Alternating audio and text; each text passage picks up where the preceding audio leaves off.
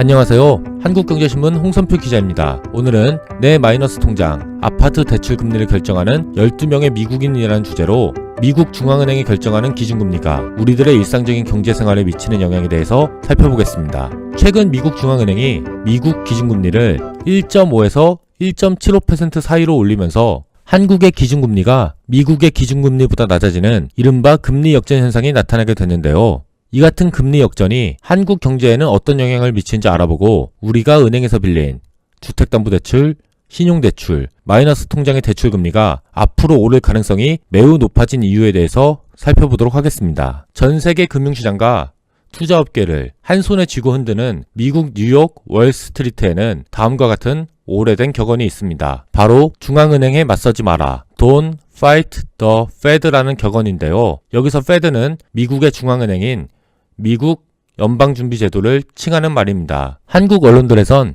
연방준비제도라는 표현 대신 미국 중앙은행이라는 표현을 더 많이 사용하고 있습니다. 저도 오늘 방송에선 미국 중앙은행이란 단어와 Fed란 약어를 사용하겠습니다. 전 세계 경제를 좌지우지하는 월스트리트의 투자자들 사이에서도 중앙은행에 맞서지 말라는 표현이 오랫동안 사용되어 온 걸 보면 미국 중앙은행이 갖고 있는 힘이 얼마나 강한지를 쉽게 알 수 있습니다. 그리고 그 힘의 비결은 바로 미국의 기준금리를 결정하는 권한에 있습니다. 미국 중앙은행 역시 한국은행과 같은 다른 국가의 중앙은행과 마찬가지로 기준금리를 결정하고 통화 발행량, 그러니까 새로운 돈을 얼마나 찍어낼지를 결정하는 권한을 갖고 있습니다. 다른 나라 중앙은행들과 하는 일은 비슷하지만 페드의 힘이 어느 나라 중앙은행과 비교할 수 없을 정도로 막강한 건 이들의 결정이 기축통화, 사실상 세계 공용화폐인 달러의 수급에 영향을 미치기 때문입니다. 페드가 전 세계 시장에 풀리는 달러의 양을 결정하는 방법에는 몇 가지가 있는데요. 오늘은 그중 하나인 기준금리에 대해서만 알아보겠습니다. 대부분의 나라에선 정부로부터 독립된 중앙은행이 기준금리를 정하고 있습니다. 기준금리는 중앙은행이 그 나라에 있는 여러 민간은행에 돈을 빌려줄 때 적용하는 금리, 그러니까 다른 은행들의 돈을 빌려주고 얼마의 이자를 받을지를 결정하는 금리입니다. 돈을 빌려주는 줄만 알았던 은행이 돈을 빌린다고 하면 의아하게 생각하시는 분이 계실지도 모르겠습니다. 하지만 은행도 돈을 빌립니다. 모든 대출금을 자기 돈으로만 빌려주는 은행은 아마 전 세계를 통틀어도 없을 겁니다.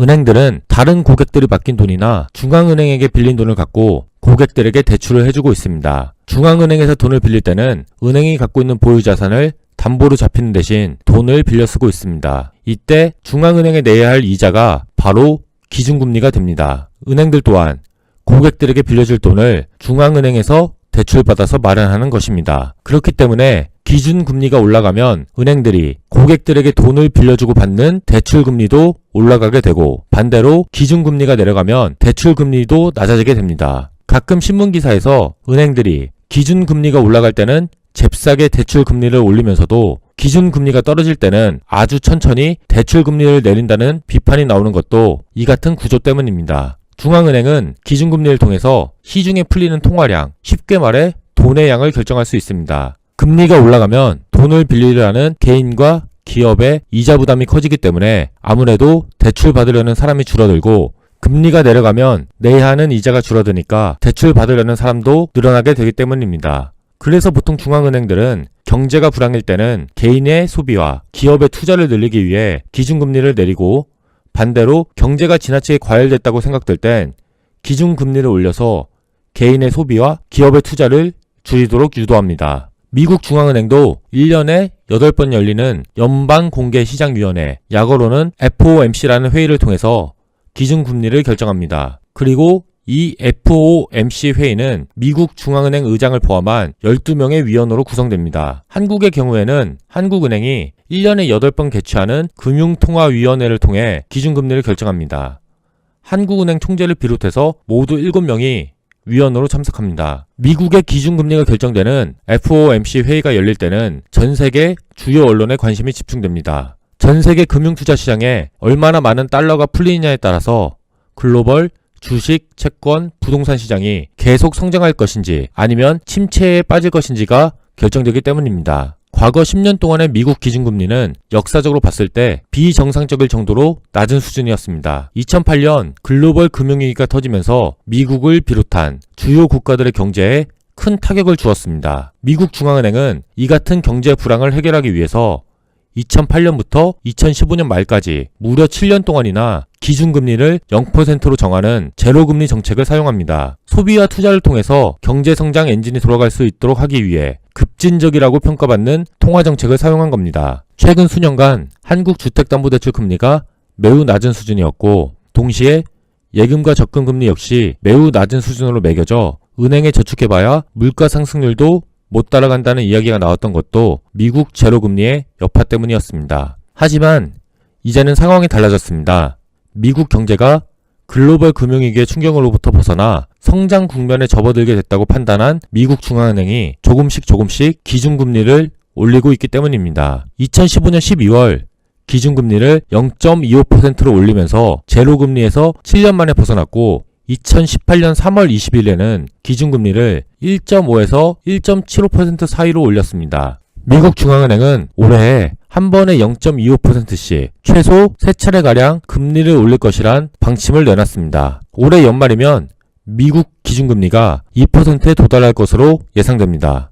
미국 중앙은행이 계속해서 금리를 올리겠다는 뜻을 밝히면서 한국은행의 머리가 복잡해졌습니다. 2018년 4월 8일 기준 한국은행의 기준금리는 1.5%로 미국 기준금리인 1.5에서 1.75% 사이보다 낮아졌습니다. 한국 기준금리가 미국 기준금리보다 낮아지는 금리 역전 현상이 발생한 것입니다. 미국 기준금리는 당분간 계속해서 올라갈 것으로 예상되는데요. 한국이 가만히 있으면 금리 역전폭은 더욱더 벌어질 수밖에 없는 상황입니다. 이처럼 한국과 미국의 기준금리가 역전된 게 걱정거리가 되는 건 금리가 낮은 곳에서 높은 곳으로 움직이게 되는 돈의 기본적인 특성 때문입니다. 우선 미국 기준금리가 올라가면 미국 정부가 발행한 채권, 흔히 말하는 미국 국고채의 금리도 덩달아 올라가게 됩니다. 이렇게 되면 한국 채권 시장에 달러를 투자한 외국인들이 그 돈을 빼서 한국 국고채보다 투자 수익률이 더 높은 미국 국고채에 투자할 가능성이 높아지게 됩니다. 미국 금융기관으로부터 돈을 빌려서 한국 주식시장에 투자한 외국인들도 앞으로는 투자금을 빌리는 데 드는 이자 비용이 높아지기 때문에 한국 주식시장에 투자했던 돈을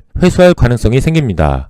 이렇게 외국인 투자자들이 투자했던 돈을 다시 빼가는 현상을 자본 유출이라고 말하는데요. 단기간 동안 대규모 자본 유출이 일어나게 되면 원화 가치가 급락하는 등 부작용이 발생할 수도 있습니다. 일단 정부는 한국과 미국의 기준금리가 역전되긴 했지만 이에 따른 대규모 자본 유출은 가능성이 낮다고 말하고 있습니다. 외국인들이 국내 주식시장에 투자한 돈을 뺄지 말지 결정할 때는 기준금리보다는 국내 기업들의 실적이 얼마나 좋을지를 보고 결정하는 것이고, 채권 시장에 투자한 외국 자본 또한 대부분 중장기 투자자들이어서 단기간에 돈을 빼는 일은 없을 것이라는 설명입니다. 한국과 미국의 금리가 역전되면서 한국은행으로선 우리도 기준금리를 높여야 한다는 압력을 받게 됐습니다. 미국 기준금리가 인상됐다고 해서 한국도 바로 기준금리를 올리기에는 상황이 만만치가 않습니다. 기준금리를 올리기에는 한국 경제가 처한 상황이 그다지 좋지 않아서인데요. 경제성장률, 실업률, 소비심리 등 경제 상황을 보여주는 지표들이 기준금리를 인상할 정도로 충분히 좋지 않다는 의견이 있고, 금리를 올릴 경우 국민들이 내야 하는 이자 비용이 늘어나기 때문입니다. 하지만 일단 미국 기준금리가 상승 추세로 돌아선 만큼 한국은행도 가만히 있을 수는 없다는 의견이 많습니다.